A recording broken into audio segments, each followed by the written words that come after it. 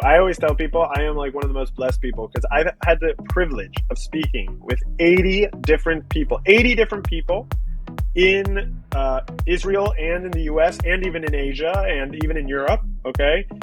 And they're all in different industries and they're all different, founders, experts in their field, investors, whatever it might be. And I learn so much from them about building a business, perseverance. If it's an investor, I learn about how they invest, what's important to them, how they think about investments, what they think are important for entrepreneurs to understand. If I talk to experts, I learn about branding, I learn about sales, I learn about PR, I learn about technical development, cloud development. I mean, listen, you don't have to be an expert in every little thing, right? I can learn a little about a lot and have a better understanding. And in that way, I also know, hey, guess what? This is how, if I want to build my startup or my company, we help found startups as well sometimes. So I need to understand this is what investors are looking for. This is actually what they're looking for. They're sitting with me on my show. They're telling me when we look at companies, this is what we're looking for. Fantastic. So let's make the deck like that. You know what I mean? Of course, I'm going to use that in my own life. And guess what? So should everyone else who's listening. You know what I mean? It's not just for me. I'm loving it because I get to talk to 80 people. But, if you're like me and you want to follow my podcast, you can listen to 80 people who've done this before, who you can actually say, this is how they built their business. This is what they're doing to get their first customer. These are the challenges they had even in this field. This is how I can, avoid it. This is how I can work with partners. This is how I can work. It teaches so much, so much. Welcome to our series entitled the IAM Podcast, a podcast about innovation, business, and most importantly, people. In this series, we'll be talking to founders, executives, and various experts about their vision, challenges, best practices, and lessons learned throughout their journey. Let's get started. Hello, everyone. Welcome to another episode. Actually, welcome to the last episode for this year of the IAM Podcast. Happy New Year. Merry Christmas, everyone. Happy New Year. Happy New Year. Today, I'm very excited. I have on the show another podcast host. Okay. And, the podcast host of High Tech on the Low, JORDAN Kastrinsky. Hello, Jordan. Hey, Maria, how are you? I'm really glad to be here on the IAM podcast for startups. So thank you so much for having me. And it's always exciting connecting with another podcaster. So super excited to have you here on the show. I listened to your show and it's, bringing insights, entrepreneurs, marketers, experts, and having them educate others or inspire other entrepreneurs, right? So, well, first, how did you celebrate Hanukkah and how are you doing these days? Well, so thank you so much for asking. As you know, in Israel, being a Jewish majority country, we don't always celebrate Christmas as hard as the rest of the world, but, we have Hanukkah. So we actually get it better, I like to say, because we get 8 days of a party. You guys only get one. So we celebrated the 8 days. I was with some family, went around the country, obviously had some barbecues, had some fun nights at the bars with some friends. So that was very nice. And for New Year's, actually, I'm going to probably celebrate a little bit more as well. Probably go to some type of, I don't know, maybe a concert here in Tel Aviv or something like that. So we'll see. Wow, that's so fun. And before you have plans for the new year, I know this was a bit fast. I mean, we didn't have a lot of time to arrange this meeting, but definitely in for a very fun conversation. Awesome. I'm excited. I want to ask you, how did how did this idea of podcasting came about? Wow. So it's really interesting that you asked that, to be honest, because at first, if you asked me like many years ago if I ever thought I was going to be a podcaster, in all honesty, I'd probably say no. And in my mind, one of the things was that I was really kind of looking for another gig actually when Corona hit. So Corona hit, and I was actually managing a bunch of communities called the Front Team communities. And they're high-tech communities. In Israel, they were connecting people for various things. They still actually, Front Team still sponsors my podcast.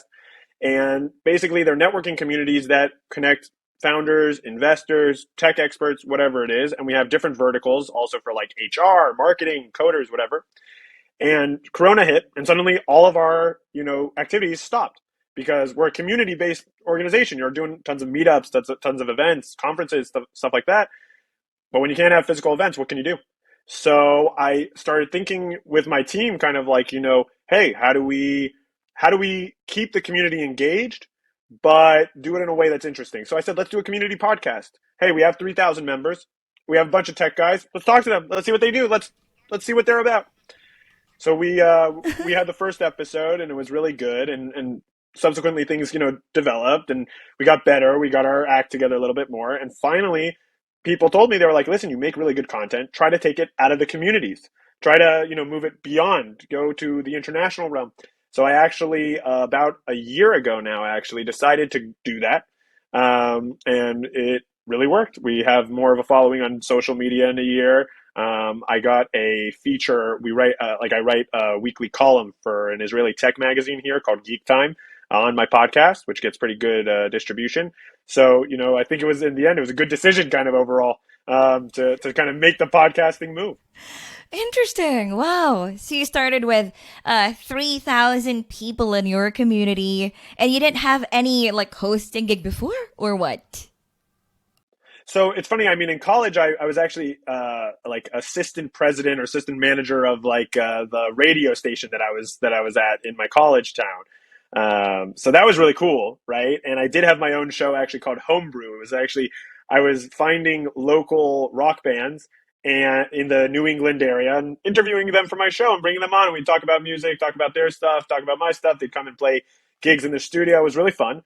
But no, I didn't really have like podcasting experience or anything like that. I guess you could maybe tell I'm a kind of a natural presenter, but definitely not like a podcaster. So it kind of came, just developed, I would say. Wow. Okay, so you said homebrew rock band. So are you into music, or well, tell me more about you because you speak good English. Did you study in England, or did you grow there, or what?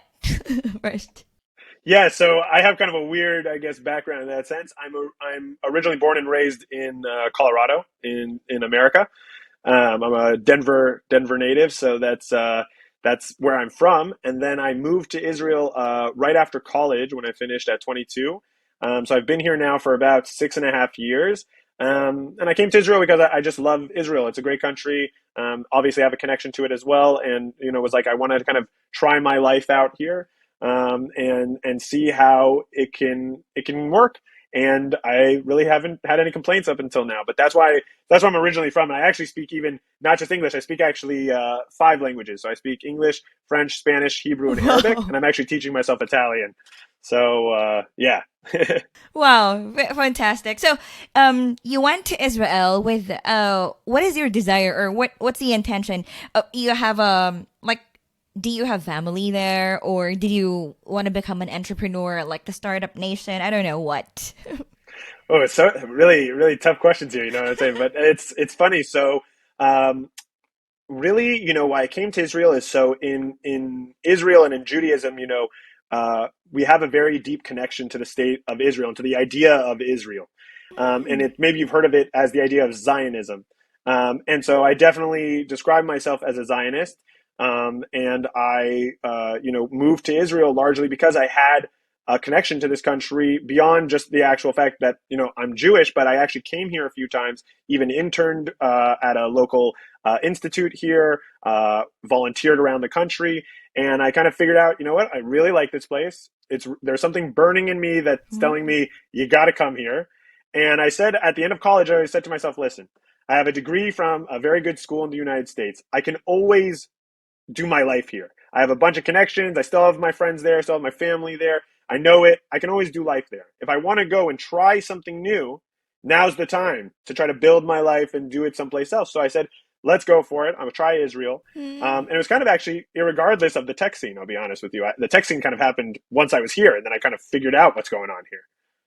Okay. And your first episode, okay, because me, I had a really not so fast time. I mean, when we started like last year in 2021, it was really Ayala's like idea. Like, okay, we don't have any community. Like, I like it like 3,000. It's like zero. And I was like, okay, because you speak more good English, so you go there and host the program. So to spotlight like early stage founders, but I didn't really know anyone like in Israel. So I had a challenging time to get my first few guests, right? So I wonder if you also had that because you said the tech scene came you are already in Israel, right? So how was the first guest, the first episode? Wow, it's funny. So first of all, I just want to say you have great English too. So definitely, don't poo poo yourself as they say. But really, you have great English. So, but it's funny. So I'll say the very first episode was probably easy enough for me to get someone on because I kind of just sold them the idea of, hey, we're doing like an episode. The first one, everyone wants to be the first. Everyone wants to have their face on an episode. So it wasn't too hard to get the first person. I'll tell you though, one of the things that was actually interesting when I think about it now is that um, later down the line, it was actually a little harder. Like the first, I would say like 10 or 15 episodes was actually where the hard part was because people don't know you, they don't understand the value, they might think you're kind of a joke or whatever it is. So that I actually found was a little difficult, but the first one was okay. And I guess, one of the things for me was that I was lucky enough to have that community, like as you said, because I did meet people. I knew people. People knew me even prior to the podcast because of my work in managing the community and doing other things in tech. So I wasn't obviously Mr. Well Known or anything, but like people knew me a little bit. So I think it helped at least kind of, soften the landing a little bit so people would come with me and be willing to share. Wow, but I really love how you marketed it or how you sold the idea. Like, okay, everyone wants to be the first. I had not had that thought. I'm really learning. Okay. Yes, right. Like, okay, wow. For sure. For sure. Yes. So I'm going to be the first because what I'm thinking is like, okay, maybe well, it actually happened. Like people tell me how far is the reach, how many downloads you get, the listenership, like what's the size of the audience. So I was like, okay, we're just starting. So how do you go about it? Like if you were in that shoe, how would you do it? Wow. So, it's so interesting too, because everyone cares so much about your stats in the podcasting world, right? Stats, stats, stats, stats, stats. And I always say to people, like, I don't know how important the stats actually are sometimes because I think sometimes it's a lot more about the reach and kind of the global reach you're able to have with an episode and that people also see that you're being active. I think people forget that, like, if let's say you only have 500 people listening to an episode, right? And which isn't a big number, right? Especially when you consider other things. But it's pretty fair. It's a fair number. But let's say you have 500 people listening, or even let's say make it even easier. Let's say you only have 50 people listening. But if people are sharing it in their networks and are showing that your name is associated with a podcast, it creates buzz as like a marketing stint. It doesn't even matter what you've been able to say in that episode necessarily. It shows people that, hey, someone found you interesting, someone brought you on the show, and someone did that. So I always try to sell my podcast much more as, first of all, I don't sell it as a marketing opportunity. I sell it as, hey, I have listeners, I have a community, I have people who want to know. And if you're willing to share, that's great. And of course, we'll share it for you. We'll get you some notoriety. Obviously, with my followership growing, it certainly helps. And I'm sure once I get to the levels of like a Harry Stebbings or a Joe Rogan or something like that, it would certainly sell myself. But like I generally think it's a lot more of trying to show people that it's kind of the value of, hey, you're giving information and you're showing yourself off as being in this podcast. So it's kind of a double-edged sword here for me. We all win. It's a win-win. Yes, I love that. Like the value you give, it's not really like, okay, we have 10,000 listeners every episode, but if that episode is not really valuable, I mean, not episode, but the listeners are not valuable, right? It doesn't make sense. But if you offer, okay, we have founders also in the show who will connect with you. I remember, you have guested him, Ian Sanders, right? Ian Funny Sanders. Ian guy. Sanders, of course. Great guy. A funny guy. Very, very fun chat with him always. He said, you never know what will happen with this connection. This connection will get you to this connection, you know? And yes, speaking of things that you learn, what did you learn from Ian Sanders? So I'll tell you, I learned actually a lot from Ian. Ian is actually a guy on my show who I'm trying to follow his journey a little bit. So we actually have done two episodes with him, one when he was in stealth mode and one when he just got out of stealth mode. And we're going to do another follow up probably in another month or two, something like that, to kind of see where he's at now. And that's, one of the things I learned from him was just learning about his journey, I would say. But it's funny what you brought up before too about how like, the listenership, right? I always say like if I have 50 listeners, but they're all founders, and you have 500 listeners, but they're all not founders or not any or whatever, it doesn't matter. I, I've given you a lot more value in that sense also for your podcasting book, for coming on my show, right? So in my mind, for example, the fact that my show is, let's say, published every week in Geek Time, which is a tech magazine. That's a great audience. You're directed to tech. Like everyone who's listening to that audio, everyone who's reading my article about our session, it's great for you. You know what I mean? Like it's amazing for you. So to me, I think that's also something there. You have to always be willing to kind of tell people, listen, like there's podcasting about looking straight at the data, and then there's podcasting about what do you get outside in the world for having a podcast with your company or mission in it, right? 100%. Yes. So I remember one of the founders, one of the coaches on the show, he said, when you have 1,000, that's enough. That's a platform, especially when those are quality listeners, right? And I remember, I cannot forget this because I totally relate to this when Ian said, just because you're a scrappy company that no one has ever heard, or so I was relating to myself. Just because you're a scrappy small podcast host that no one has ever heard of, it doesn't mean you cannot get in front of a key person or founders. So it was really like, oh wow, this is a great opportunity. Do you also feel 100%, that? 100%. Yeah. 100%. Listen, I can tell you like so much. When I started my podcast, like this is what I even tell people because it's actually in many ways kind of like I don't even know, amazing when I look back at the whole journey. Like I started my podcast October 2020 in the thick of Corona stuff. We still didn't have a vaccine.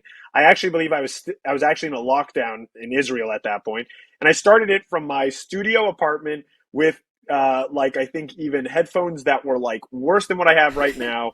I had like a recording. I was using like StreamYard. It was a mess. Okay.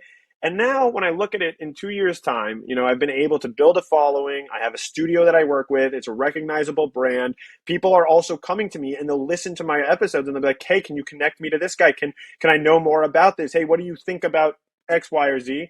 And not even that, then think about this. I get this amazing opportunity to write for for Geek Time here and to even give myself more distribution. So I like you said, Maria, I think it's a lot about, in my last episode, I had this guy, Ron Gonen, he came on and he was talking about climate tech. And I kind of told him, like, how do you get into people's minds, right? Because, like, climate tech is, everyone talks about it, but no one does anything. So how do you guys do stuff? So you know what his one answer was? It was hustle. So I always like to say, I was like, you know what? That's what a podcaster is. Let's hustle. Like, let's go. Because you never know. 2 years, I have this type of success. What could happen in another 2 years' time? What could happen in another year? The Exactly. sky's the limit. Yes, I love that. The sky's the limit. And the only thing that's holding you back is you. I mean, me, the person. 100%. Right. So I want to ask you first, what is the craziest or the funniest? I mean, you started with, you said, a studio with your headphones, but now you're like, wow, you have your own studio. What's the craziest so far in your journey? Or interviews? Wow. Chats. Yeah, the craziest interview, craziest chats. I'm trying to think honestly. There've been some, I'll tell you this. First of all, there's some really interesting companies I've interviewed at times, which are doing, like the CEOs are just, they're groundbreaking in their minds. And like when you're sitting with there, you're kind of like feeling like, wow, I'm talking to like someone who's truly a genius, even if I'm trying to like kind of, find the screw up or, try to grill them a little hard, at the end of the day, I'm like, it's amazing. But, when it comes to, I think, what I would say some of the the crazier moments. Actually, one of them was with Eddie Ben Ami from Neuralite, who, first of all, they're doing an incredible technology about kind of how you can diagnose neurological disorders using eye movements. Very Oh. interesting. Highly recommend you talk to him. But one of the things that he was doing, we were talking on the show about how we could turn my show into an alcohol-friendly show. So it would be like how we would drink after questions or before the interview or after the interview, or if you said some word in the interview, you would have to take a drink and just see how funny it could get in 30 minutes of, I don't know, let's say 8 shots deep, right? So that was definitely a wild moment. That was for sure. Trying to think any other crazy ones. Let's see. I think that was like, that was probably one of the more crazy ones. I feel in general, honestly, I don't have too many crazy experience in episodes. Thank God. Crazy fun episode. Yes, for me, I am picking this episode because it's crazy embarrassing episode. I'm not sure if it happened to you, but what happened to me was Sure. when I interviewed, so we were enjoying, we started it and ended it very, very well. And then I was looking at the recording because I'm gonna like post produce. Where is the recording? I cannot find it. So Oh, no. yes. Oh no, that's what's my first thing on my head. What will I do? It apparently Oh, no. I forgot to record. So I always make it a point, okay, let's record this or forget to push this button. So I asked for another round. So fortunately, he was too kind. So I want to give a shout out to Krishy Fagwani. So it's the 4th episode, like after a month. Can you imagine? I still forgot to push that record button. But yes, that's so embarrassing, but he was so generous. It's crazy embarrassing. That's awesome. How about you? Have you ever... Yeah, but still, it sounds like that's the fun. I love that. Like, he was able to be so cool with you. That's the best type of guest you want, Yes. So I'm glad that he said, no problem. Ha ha ha. No worries. We can do another round. Okay. What a chiller. Yes. So that's one of the things that I'm grateful for. I mean, looking back, like what you said, right? The whole year, it's almost over. 2022. So I'd like to ask you, please share maybe the mindset. Well, they say startup is a mindset. Do you agree? Like after talking with a lot of 100%. startups, what are some of the mindsets that you will carry to 2023 or you would like to share? Ooh, God, that's so hard. You put me on the spot right now. I don't even know. Let's see, mindset wise, I think one of the things that I'll tell you 2 things, right? I'll tell you one thing that I have for myself personally and one thing that I have for, like, let's call it the podcast. So myself wise, I very much have the feeling in many ways that after years of kind of, working in tech, have my own business, whatever it is, that I want to set this year as a tone of being like, you're going for things that make you uncomfortable. And what I mean by that is trying to, we all say we try to step outside our comfort zone and whatever, take the risks. But I actually mean like doing it in the sense of put yourself in that uncomfortable position. You're at a networking event, you don't know someone, you think you know them, go talk to them, right? You're in a situation, you don't want to have a phone call with someone, you don't like this person, you want to push the call, talk to them anyways. Talk to them, him, her, doesn't matter obviously, but talk to them anyways. And I really want to kind of make that more of my mission going forward in 2023. Wow. I think it's important. I remember one of the founders said, if I don't get a lot of no's, like it means I don't have enough in my pipeline. So just make it a habit. Embrace failures or embrace discomfort. I remember Idan said, like, get comfortable with being uncomfortable. But that's not easy, right? 100%. So how do you... 100%. Super hard. Super hard. Super hard. I mean, that's the place where we don't want to go. The place of discomfort. Well, it's funny. You were even 100%. Like you were even telling me, when we just started, you were bringing up, hey, I saw all you guys at, all your Israeli friends in a sense at this sales conference yesterday. And, it's funny because actually I was having, some issues basically in the morning, and around 10:30, I was thinking of, should I go? Should I not go? Whatever. I was like, I don't want to go. Like, I just want to, deal with my stuff, like kind of put myself, I don't want to go talk to people right now. And then, I was just in my room. I said, you know what? I'm going to go. I'll just, suck it up, just go. It'll be fine. Either at minimum, leave after an hour, right? Whatever. I had a great time. I met all these people. I got to connect with old colleagues. definitely worth it. So I think being uncomfortable, as who was it? Don said, be uncomfortable. Be comfortable being uncomfortable for Oh, sure. That's my 2023. you should also get him on your show. Dan Winner, Illustria. So, yes, he's got a lot and he's very cool. So, I also love you going there. What was your hesitation? I mean, are you an introvert? So I always say I'm an introvert. People don't believe me. Like, okay, I talk a lot, but when you place me in a like in a room with a lot of people, I'll just sit in the corner. Like, wait if someone will talk to me. Are you like that or what?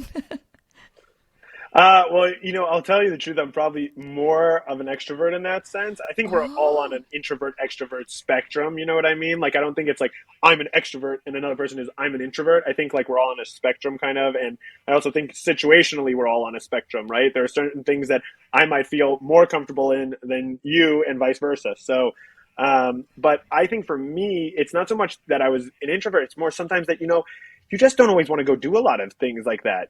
Sometimes you don't always want to go conference someone. Sometimes you don't want to call someone. Sometimes you want to move a meeting. Sometimes you want to focus on other things. Maybe it's work. Maybe it's another meeting that you Mm. have or whatever.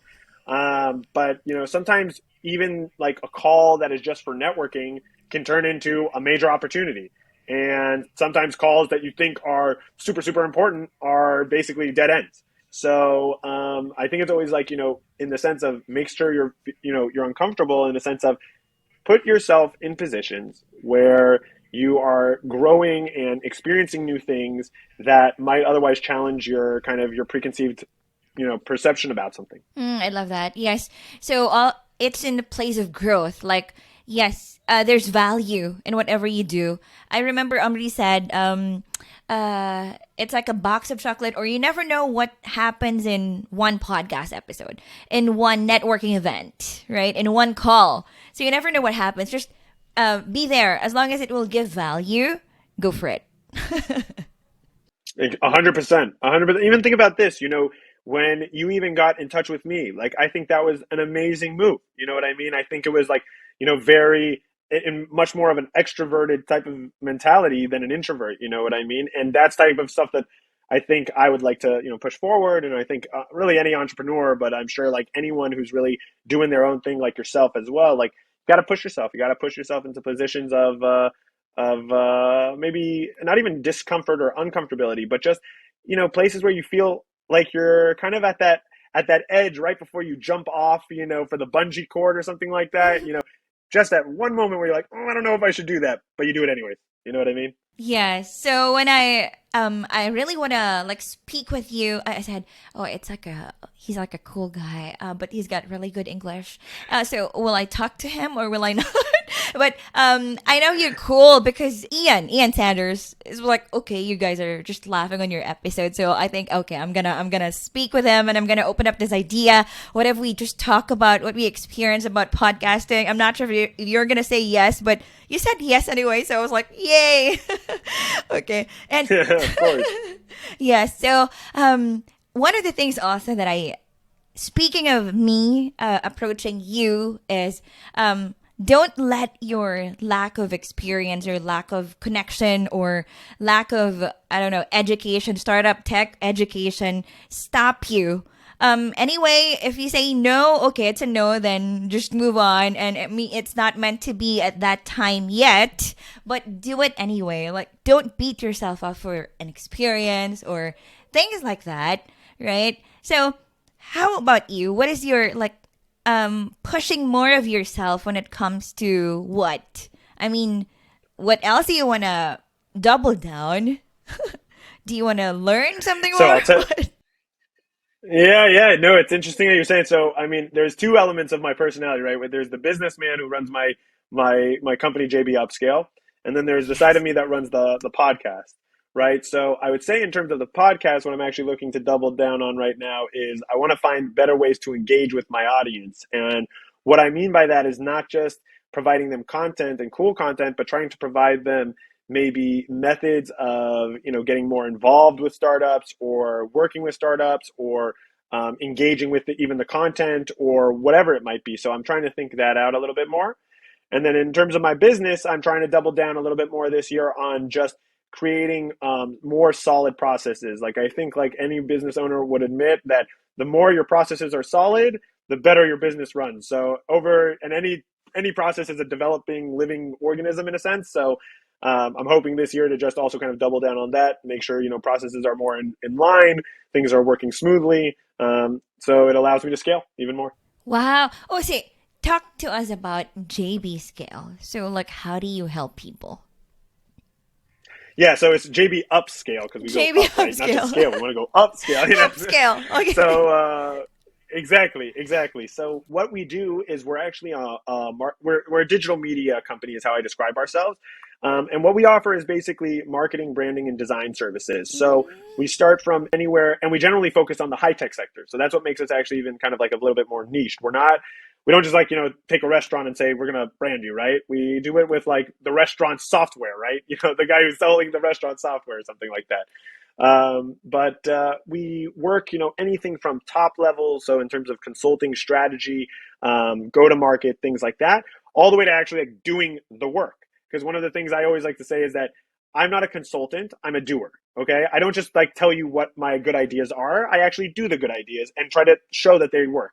So, we then manage the campaigns, manage the social profiles, make the graphics, do the video editing. We build websites. We do UI UX overhauls for apps and websites. We'll do branding projects, full rebrands. We'll do full branding projects for whole new companies that are starting. I always love that because you get to work with early stage companies and really build with them. So that's kind of what we do. We try to be like a one-stop shop for kind of all your marketing and design needs. And I found it's really been useful for a lot of startup people because one of the things I've noticed is that a lot of people like to tell me, this is like, I'll tell you, you know what? This is like a moment of business, right? Everyone tells you no, no, no, and then you prove them wrong, right? So everyone told me, no, Jordan, you need to niche. You need to go into your industry. You're not niched enough. You're not focused enough. You're not this enough.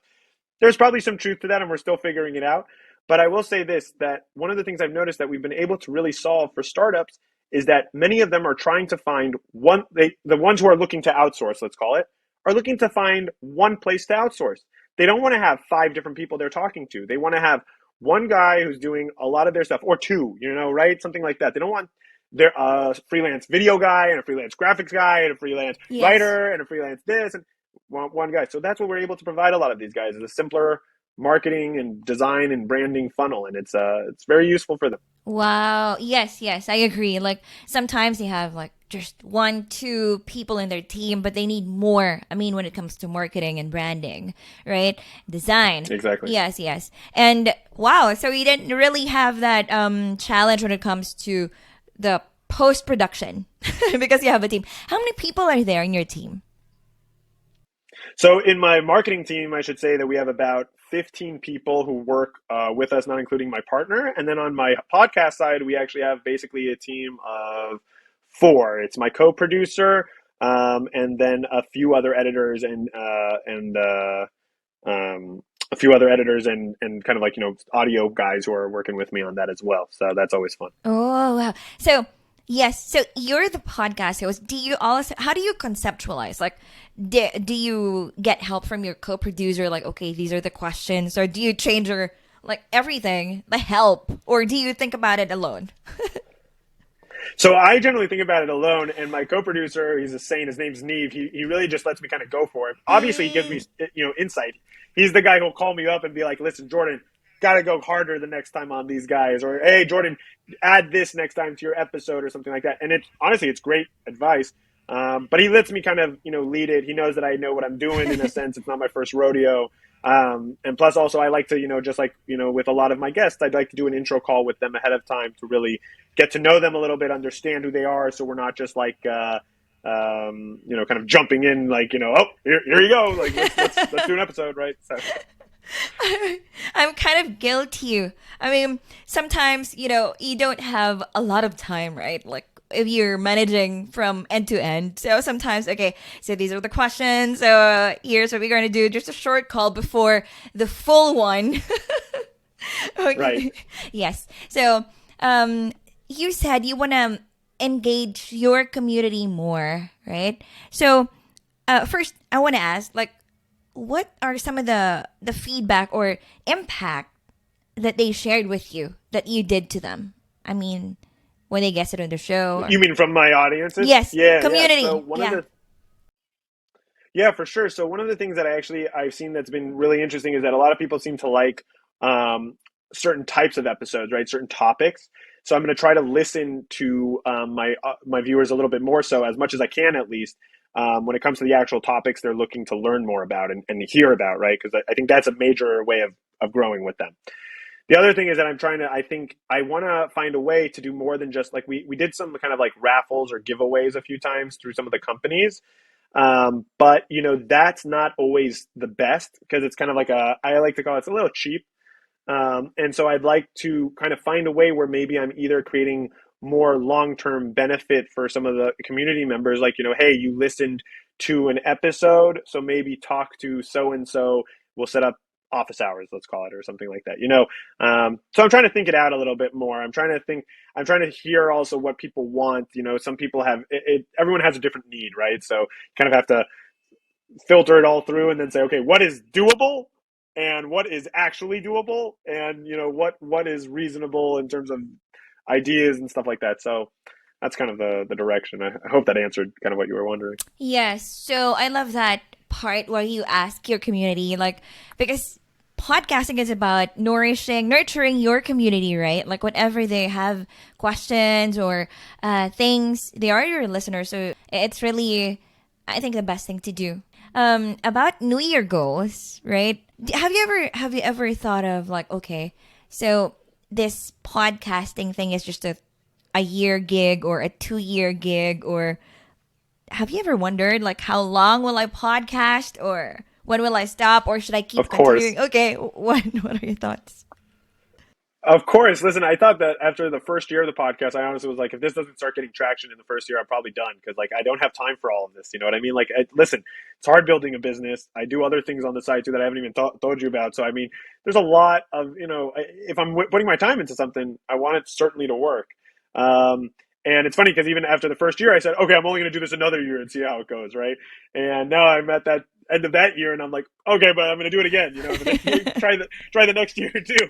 So I don't know. I think what motivates me is, one, seeing the benefit that it really gives to people, and being told by people, hey, you have good content, or wow, your episodes are really interesting, or oh, I just listened to that one and it really opened my eyes, or one time I even had a kid send me a business idea. A listener sent me a business idea. He was like, listen, I heard your latest thing here. What do you think about this?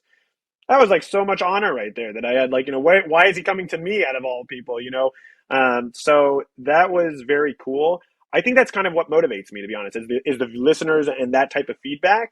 Obviously it's good that, I'm able to kind of cover my costs through sponsorship and stuff like that, which definitely makes the monetary side of things at least a little bit more, stable, a little bit more easy to deal with.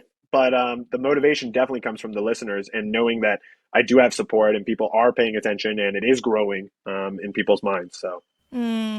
So that's very good feedback. What about the not so good? Like, have you ever had like not good feedback? No? I mean, of course. Really? No, I have. Of course, I had. Yeah. I had one person tell me that they thought that their episode didn't come out very nice in terms of audio quality, which actually was kind of a good feedback, because in many ways, then it got me to push up my audio quality. That was then the move to the studio. So that's, I guess, it's kind of like, what do you call it? Like, I'm a UI UX guy. So like, that's like user feedback, right? So it's like, you give the feature, everyone tells you it doesn't work. So you do it again and it works. That's basically how I took it. And otherwise, most people, I haven't really gotten bad feedback so much from guests or listeners. I think if anything, you get more, kind of things of like, ooh, I would have wanted to know this. Like, I would have wanted to know something, right? Like, where they're like, oh, it was such an interesting episode. I would have loved if you have asked him this question instead of this, right? Or something else, right? But, listen, I mean, just like if anything, you have 30 minutes, come on, like I can't ask every question, and I try to be focused, and I try to get the juicy stuff out. So that's what my listeners want to listen to. Oh, yes. But I love the anti-fragile mindset. Like, okay, so even if you receive negative feedback, like, I thought my audio is going to go perfectly out when you produce, right? But actually, it's hard, right? When during the recording, it's not perfect, so post production will be challenging. 100%, 100%. Yeah. I mean, it's like something I think that, you always have to take also feedback in terms of podcasts with a grain of salt a little bit because everyone kind of has a feeling about it, and you have to listen, I think, to the larger trends and what people are telling you because, someone can tell you on one specific episode they didn't love the sound quality, but if it's like an issue throughout, then that's a problem, right? If it's one episode, okay, it happens, but that's how I try to take it. But I think you're, listening to the listeners, listening to what they say is very, very important. Because at Yes. the end of that's also how you make content they want, and that's going to grow. Yes, and one of the things that I was surprised. Tell me what's yours later. So they all the CEOs are also like wanting to improve, and they also want to learn from their fellow CEOs, right? Do you have that stories like, okay, I listened because I really want to get some baggy trip tips and tricks from other people to maximize my success, things like that. 100%. 100%. Let me tell you, I always tell people I am like one of the most blessed people because I've had the privilege of speaking with 80 different people in Israel and in the US and even in Asia and even in Europe. Okay. And they're all in different industries and they're all different, founders, experts in their field, investors, whatever it might be. And I learn so much from them about building a business, perseverance. If it's an investor, I learn about how they invest, what's important to them, how they think about investments, what they think are important for entrepreneurs to understand. If I talk to experts, I learn about branding, I learn about sales, I learn about PR, I learn about technical development, cloud development. I mean, listen, you don't have to be an expert in every little thing, right? I can learn a little about a lot and have a better understanding. And in that way, I also know, hey, guess what? This is how, if I want to build my startup or like, my company, we help found startups as well sometimes. So I need to understand as, okay, like this is what investors are looking for. This is actually what they're looking for. They're sitting with me on my show. They're telling me when we look at companies, this is what we're looking for. Fantastic. So let's make the deck like that. You know what I mean? Of course, I'm going to use that in my own life. And guess what? So should everyone else who's listening. You know what I mean? It's not just for me. I'm loving it because I get to talk to 80 people. But if you're like me and you want to follow my podcast, you can listen to 80 people who've done this before, who you can actually say, this is how they built their business. This is what they're doing to get their first customer. These are the challenges they had even in this field. This is how I can, avoid it. This is how I can work with partners. This is how I can work. It teaches so much, so much. Yes, I love that. I love what you said. Like it's like getting a VIP ticket to a conference, a famous speaker, like podcasting. Like we are the first listener, the podcast host. Okay. 100%. Yes, and for me, like especially, by the way, how do you know that the compliment or the feedback is authentic? I know I'm asking from a foreigner point of view, like if people are really pleasured or satisfied, or if people are like, okay, just say this, be polite, because you have more experience I'll with be honest with Israelis. you, it's hard. Go ahead, it's hard. No, it's hard. I'll be honest with you. You don't always know. Some people listen. I haven't had anyone really, yet. I knock on wood, as they say. I haven't had anyone yet really, shit on my podcast or anything like that, or complain about their episode or whatever. That being said, I think you always have to take it with a grain of salt. I think some people also, like for example, one of the things I hate is that I'll upload episodes sometimes, and sometimes a guest or even their company won't share it. They won't promote it either.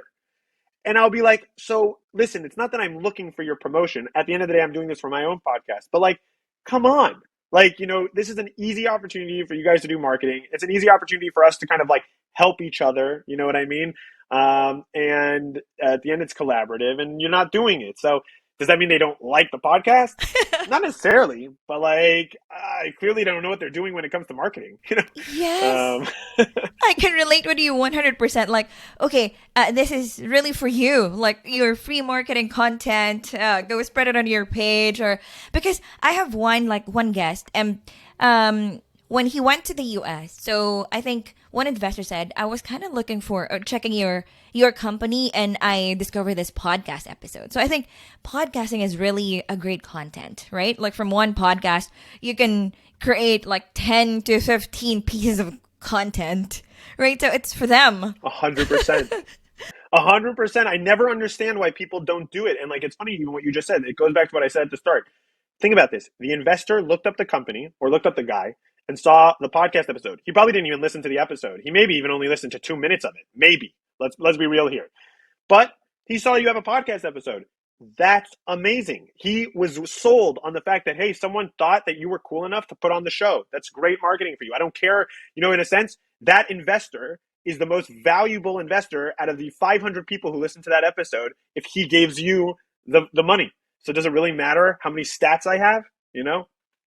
Exactly. So let us just be consistent in what we do. Let me say I'm really, really thankful. I've learned a lot from you, like from the struggles, the challenges, and let me know what are the three things that you are grateful. I mean, this is outside the podcasting world. I mean, you as Jordan for this year, 2022. So I am grateful first and foremost for my health. That is always above all else. I think I would not be able to do a podcast, run my business, whatever it would be without my health. So really, thank God, thank the world, thank myself for everything that comes with health. So that's 100% first and foremost. The other thing I'm really grateful is to have such a supporting network of both professionals and friends who really want to, I like to think at least, want to see me succeed. And are there to help me succeed. And it's not just because they want to help me. It's also because there's a collaborative element here, but they do, I think, genuinely want me to succeed, and our, projects to succeed together. So that's definitely something I'm grateful for. And then, the third thing is just being able, I'm really grateful, in 2022 for just the kind of, I would say the world kind of realizing some new things about itself, right? We're past Corona, in a certain way. And digital is kind of taking over. People are a lot more okay with the remote work situation. AI is kind of moving into the foreground a little bit more so. And climate type of tech is also moving into the foreground, which is incredibly important if we're going to make it out alive, as they say. So, those are some things I'm very, very grateful for, I would say, in this kind of year, both in a business and personal sense. So, yeah, definitely. Wow, yes. Like speaking of health, it's crazy how things are going. I mean, in my case, like a neighbor, a loved one just passed away. So it's really crazy. Things, Oof, right? I'm So, sorry to hear that. yeah, thank you. But health, I mean, we don't really pay attention to that or be grateful sometimes of the little things we enjoy in life. But yeah, so that's one of the things, the family, love, health, right, for this year. And well, next year, it's another battle, right? So we just have, 100%, always. yes, gear up, be consistent, be at our best, and just show up and just do our best. Thank you, 100%. Jordan, for today. Do you have any other things that you want to say or what? To anyone who's listening to this. No, I don't have. Yeah, no, I don't have anything I want to say. I actually just want to say to you, really like kudos on your podcast as well. I've been also following it now for a little bit as well, watching your episodes, and I just want to say you have a really great show. And in Hebrew, I don't know if you've heard this yet, but kol hakavod means No. with all the honor. So, so very much, good on you for doing it, and I really appreciate you, bringing me on the show. Well, I really appreciate your time. I mean, especially with a short notice. But yeah, I really appreciate you, a fellow podcast host, learning from your struggles. And I really get inspired with what you said. And that gears me up, motivates me to do more. And thank you very much. Awesome. I wish awesome. you and JB Upscale all the best, and your family as well. Happy New Year. Merry Christmas and a Happy New Year, Jordan. Thank you so much, Maria. Yes, please invite them to listen to High Tech on the Low. Of course. So I'll say first and foremost, thank you, Maria, for having me on the I Am podcast for startups. And as always, I invite all listeners to come and listen to the High Tech on the Low podcast. You can find us on LinkedIn, TikTok, Spotify, Apple, Google, all that jazz. So feel free. Okay, thank you very much and all the best. Happy New Year! This podcast is powered by IAMOps.io. Optimize your cloud infrastructure and CI/CD process with IAMOps.io dedicated DevOps team. Check out www.iamops.io and get a DevOps team now. Make sure to check out www.iamops.io if you want to know more about us. Subscribe to our podcast so you can get notified every time we post a new video. Thank you, and you have a great day.